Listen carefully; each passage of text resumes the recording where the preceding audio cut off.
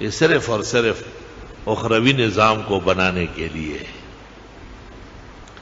آخرت کو بہترین، قبر کو منور و معطر کرنے کے لیے۔ حدیث شریف میں ہے، شاہ صاحب نے نقل کیا ہے فتح العزیز کے شروع میں،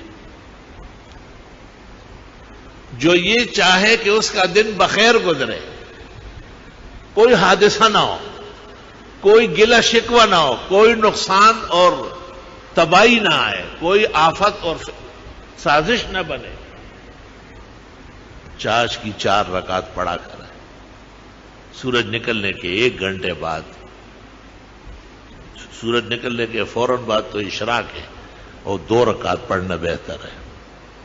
ترمذی شریف کی حدیث، نسائی، ابن ماجہ، اس کا ثواب حج اور عمرے کا ہے، اور اس کے 1 گھنٹے سے لے کے 3 گھنٹے تک چاش کا وقت ہے، جس کو صلاۃ الضحیٰ کہتے ہیں۔ دحت الشمس، سورج کی شعاعیں زمین بھر گئی۔ ترمذی شریف میں یہ 4 رکعت جو پڑھے گا، اللہ اس کے دن بھر کے غموں کے لیے، تکلیفوں کے لیے، مصیبتوں کے لیے کافی ہو جائے۔ ہاں، یہ کون پڑھے گا؟ نمازی پڑھے گا، اس نے فجر پڑھی ہوگی۔ ایسے کوئی بے حیا و بے شرم نہیں ہوتا کہ وہ فجر جیسے فرض نہ پڑھے اور چاش پڑھے، ایسا کوئی نہیں ہوتا۔ وہ مجنون ہوگا، فیتداوی او زندیق فیقتل۔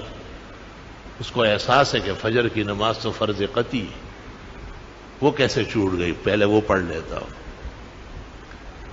اس لیے بہت سارے علماء عید کے دن لوگوں کو کہتے کہ تم عید میں تو آئے، فجر کہاں پڑھی؟ جنہوں نے نہیں پڑھی وہ پہلے پڑھ لے۔